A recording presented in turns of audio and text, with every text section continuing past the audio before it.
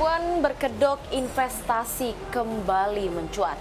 Buntut dari sebuah platform yang menawarkan model bisnis online, yakni Future E-commerce atau biasa kita sebut FEC, yang disinyalir aplikasi tersebut melakukan skema Ponzi dalam menjanjikan keuntungan yang berkali-kali lipat. Alih-alih mendapatkan keuntungan yang berlipat, aplikasi tersebut justru menipu para korbannya karena uangnya yang diinvestasikan ke aplikasi tersebut tidak dapat melakukan proses penarikan. Tidak tanggung-tanggung, kerugian para korban mencapai puluhan, ratusan, hingga miliaran rupiah. Kasus investasi bodong dengan kedok e-commerce ini melibatkan perusahaan PT FEC Shopping Indonesia yang diduga menerapkan skema Ponzi. Dalam aplikasi FEC Shopping Indonesia, anggota wajib melakukan deposit atau membayar sejumlah uang untuk bisa membuka dan menyelesaikan misi. Namun, sudah banyakkah masyarakat yang mengetahui kasus FEC Shopping Indonesia? Apalagi memahami seberapa berbahayanya jika terjebak skema Ponzi? Yang saya tahu sih kasusnya tuh kayak MLM gitu sih, Kak.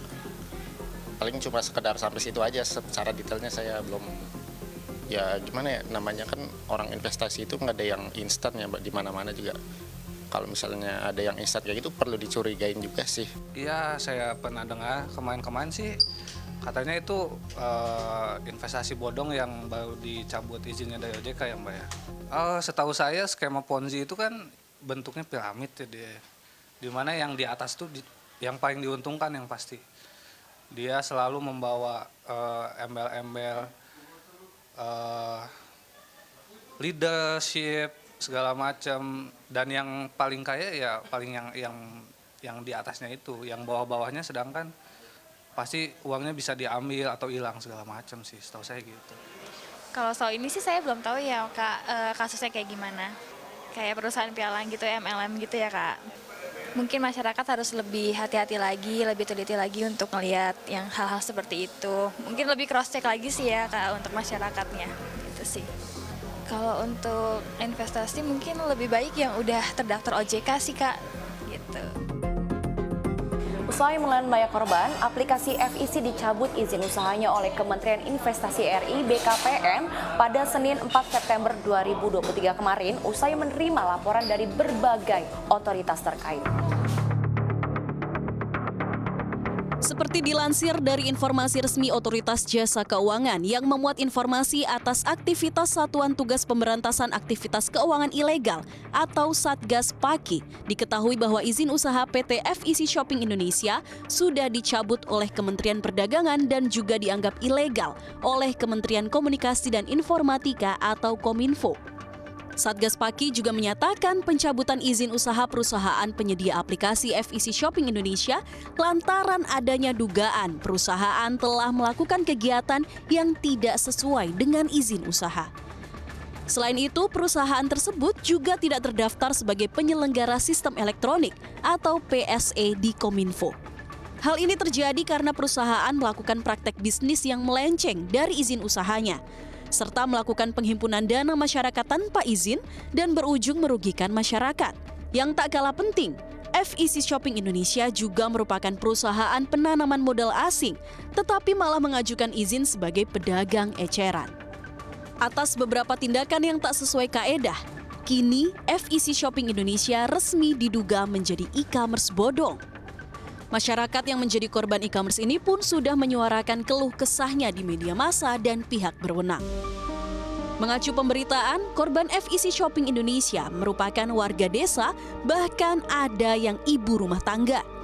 Dana untuk tabungan masa depan, kebutuhan dapur atau uang yang didapat perharinya sirna usai para korban terjebak bujukan atau tawaran investasi di FEC Shopping Indonesia.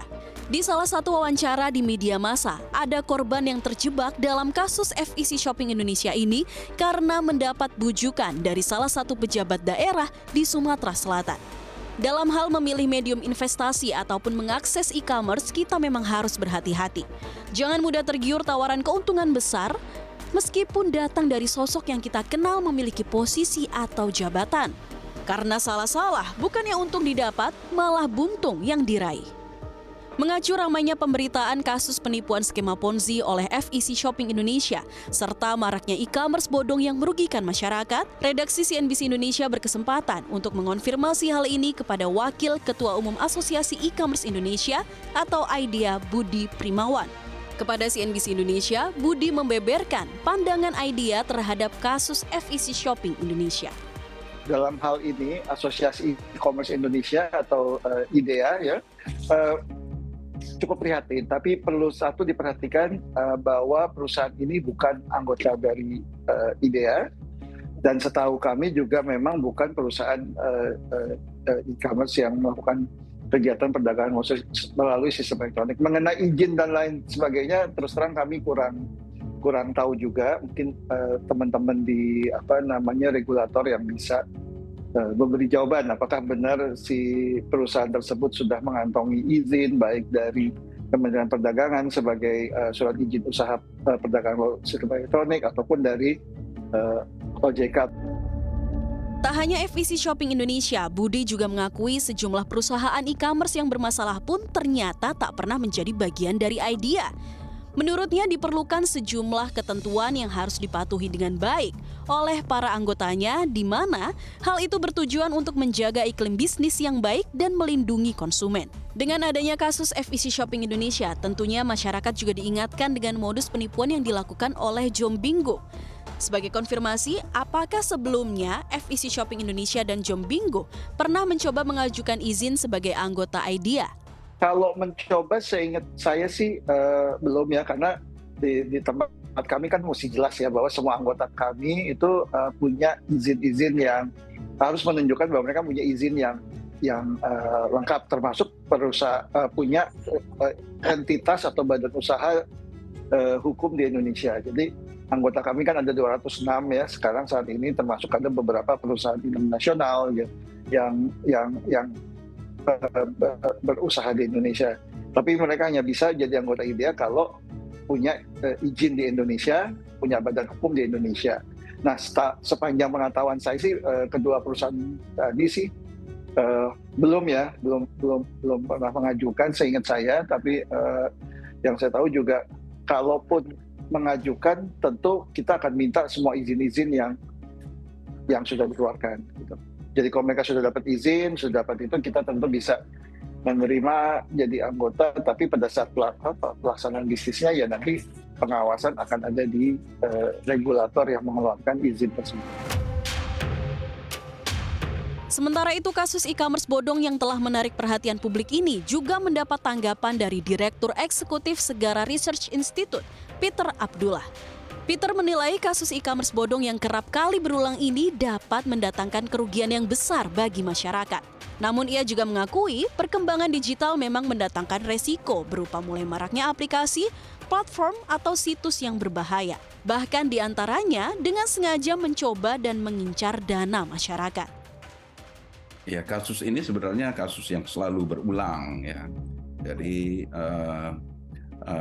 pertama, memang ada pihak-pihak yang memanfaatkan, yang memang di tengah maraknya berbagai aplikasi digital sekarang ini, masyarakat terekspos ya dengan berbagai pilihan yang kadang-kala seringkali bahkan pilihan-pilihan itu sebenarnya tidak aman, ya, membahayakan, dan banyak di antara mereka yang tidak berizin dan manipulatif.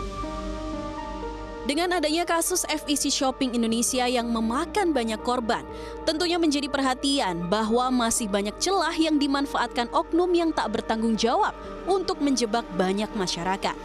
Lantas untuk mengantisipasi hal ini terus berulang, Peter menegaskan diperlukan sinergi banyak pihak untuk memberantas praktek atau aktivitas keuangan ilegal di Indonesia.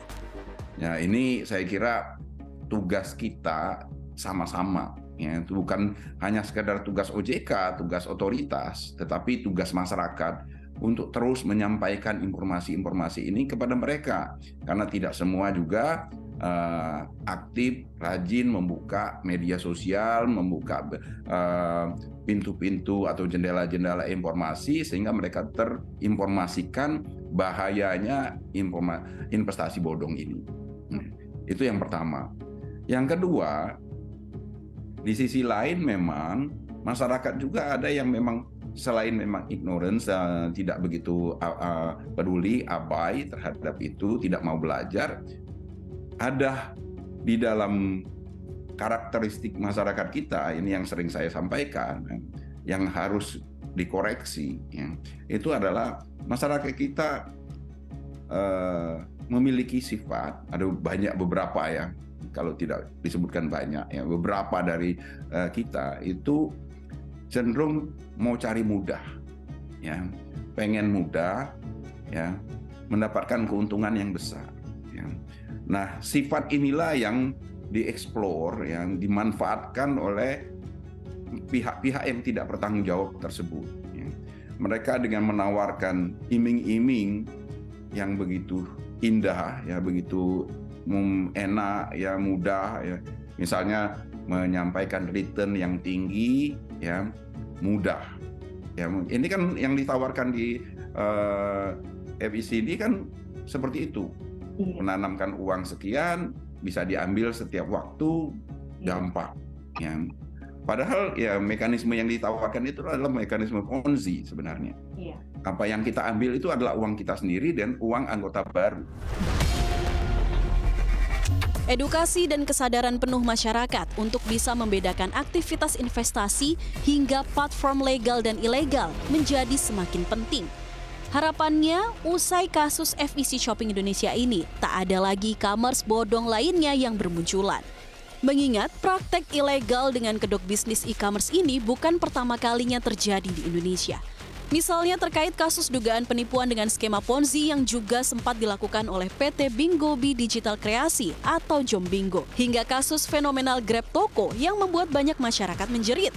Menawarkan barang-barang dengan harga miring tapi nyatanya mengeruk dan menggelapkan dana masyarakat. Di dalam dunia investasi yang semakin canggih dan selalu terhubung dengan digital, penting bagi kita untuk selalu waspada terhadap potensi penipuan investasi terutama dalam era digital seperti saat ini. Hati-hati adalah cara bagi kita untuk melindungi keamanan finansial.